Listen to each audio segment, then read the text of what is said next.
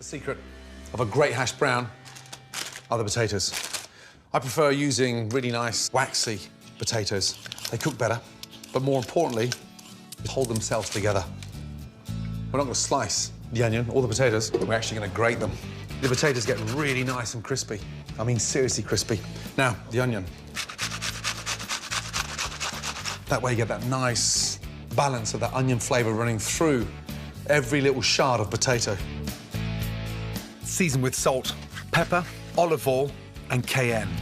Give that a really good mix through. And then squeeze all that water out. And look at all that juice we squeezed out of there. Really important. The more liquid you remove, the crispier your hash browns will be. Nice large pan, put that on. Once the pan's hot, pour in a good glug of olive oil.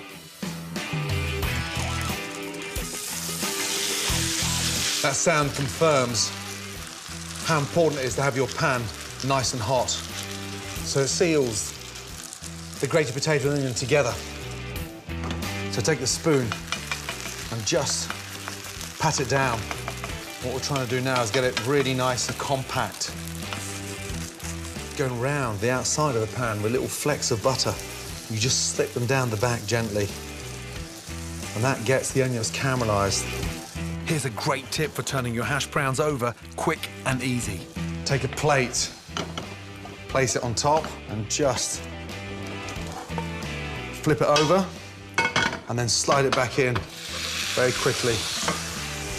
You see the colour we've got on there now. You've got that nice, crispy texture of the potato. I'm going to use the hash brown as a bed for my baked eggs. Crack in your eggs nice and gently.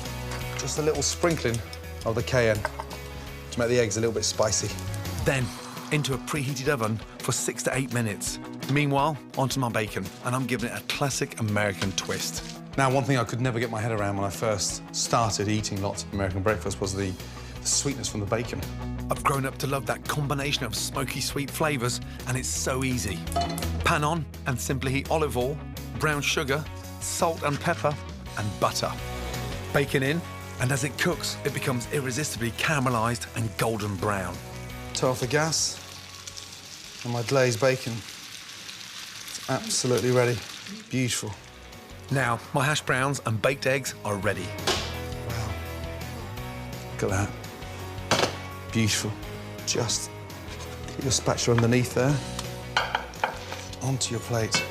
And that bacon sits beautifully on top of the baked eggs and that hash brown underneath, and you can see why the best breakfasts in the world are always in America. This is an all-American superhero of a breakfast. Eggs baked in hash browns with glazed bacon. Bircher muesli traditionally gets made the night before and left in the fridge. I find that a little bit too heavy and slightly stodgy. So it's the same principles, but a lot lighter. First in, the yogurt. I think live and raw milk yogurt are best. They're packed with calcium, enzymes and probiotics, which help your body absorb nutrients. It's interesting, because the kids especially would prefer their muesli with milk, but the yogurt, it's so much better for them. I like making it literally 10 minutes before I want to serve it, because it doesn't become stodgy. Yogurt in, apple juice. That's a great way of sweetening the muesli. A couple of tablespoons in. Give that a little mix. Now, sprinkle in the oats. I like putting 2/3 in now to absorb and almost double in size. And the last third of oats in at the end. Oats are low on the glycemic index, which means they slowly release energy to keep you going right through to lunch. I quite like it when it just falls off the spoon. You can see, literally in seconds, it's got thicker. The rest of the oats in. So I've got different textures. Now, mix that up nicely. And it literally takes 3 or 4 minutes to put together. Just gonna get a dry pan on. Almonds, incredibly healthy. Toasting them, even better flavour. Flake them into the pan, lightly toast them. That gives a really nice sort of crunch to the top of the muesli. Roll them around the pan so they're evenly toasted. Out into a bowl. The exciting thing about putting your own muesli together is that you're in control. Blackberries, summer, raspberries, strawberries, and so it changes. Berries don't just taste great, they're packed with antioxidants and vitamins C and K. So just dot the top of your muesli with your blackberries, generous on the blackberries, sweetness, tartness, acidic, and then just sprinkle over your nice almonds. I quite like a lot of crunch on top, so be generous. That looks fantastic. Perfect way to start the day. My quick Bircher muesli doesn't just taste incredible, it makes you feel fantastic. It's my ultimate healthy breakfast. There really is no better way to start the day. I've never forgotten, I think I was about 6 years of age when Mum brought this huge tray of eggy bread to the table. And it was like, wow, Mum, we've died and gone to heaven.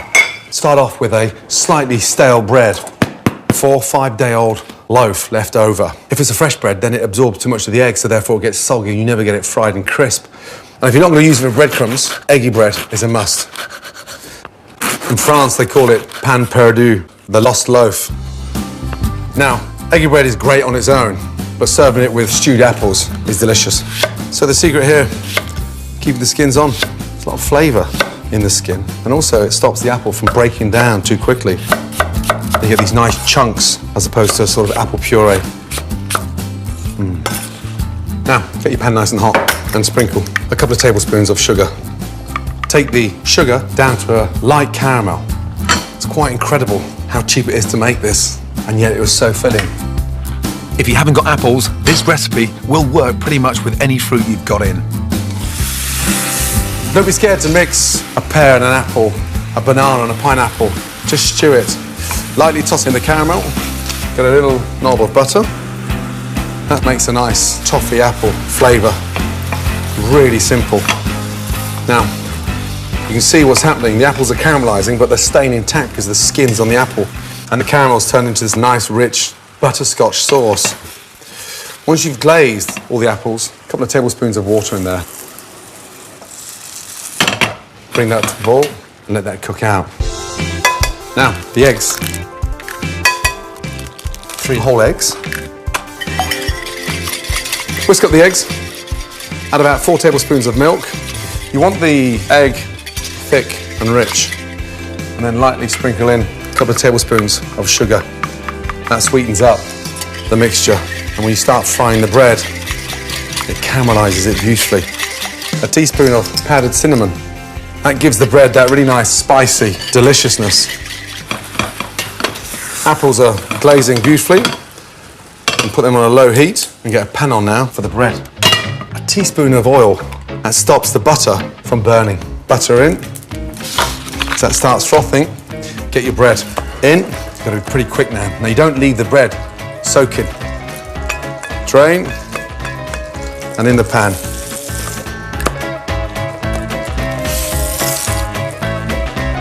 Once your eggy bread has browned, flip it over. 90 seconds each side. That butter gives that nice golden brown colour of that egg. Beautiful.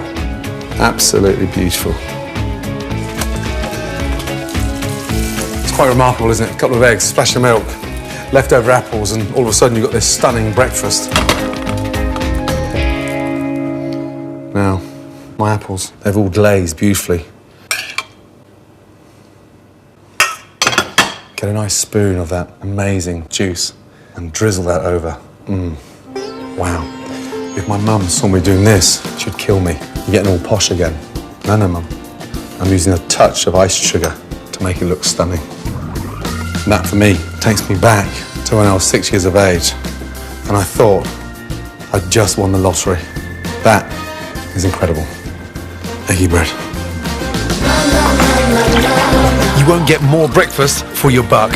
My mum's incredibly delicious cinnamon eggy bread with quick stewed apples. You you think of the flavour and the texture of avocado. Rich, phenomenal. Want to make it a little bit more vibrant. Black sesame seeds, a nice pinch of chili flakes. I quite like it, hot. A touch of salt and a touch of pepper. So that nice dry combination of the lemon zest, black sesame seeds and the heat from the chili. This is light, healthy, quick, but so tasty. Sourdough bread, 3 nice, chunky, thick slices. Open them up, lightly season them. A little touch of olive oil brings the whole crust to life. Rub all that seasoning in. But you can use ciabatta, you can use a baguette, but the richness from the sourdough, with the silky creaminess of the avocado is mind-blowing. And then get the grill up to temperature and push these down. Go the extra mile. We've all put bread in a toaster, but the difference of grilling the bread this way is extraordinary. That nice smoky charcoal flavour. Off with the gas. Beautiful. Now, the avocado. You've got to treat them with love, respect. Press on the end here. And if your thumb softens, you can tell that avocado is ripe. Never press here, and you just end up bruising it. Slice down till you feel that stone in the middle, and then just roll around. And then it's just a little gentle twist. Off, stone, and out. Cut them into quarters. The back of your knife, peel back that skin. If the avocado is nice and ripe, it should just all fall away. Slice. Just take your quarters, fan them out, and push them into the bread. The riper the avocado, the better the flavour. But look for ones free from soft spots and blemishes which can suggest bruising. Get your lemon, squeeze. That will stop the avocado from discolouring. And then get your crunch ready to go on top. Sprinkle in a very generous, light way. You've got the fragrance from the lemon zest, the crunch from the sesame seed, and the heat, that little chili flake, which just wakes up that avocado. They look expensive. That, for me, is a delicious, light start to the day. Avocado on sourdough toast with lemon and black sesame sprinkle.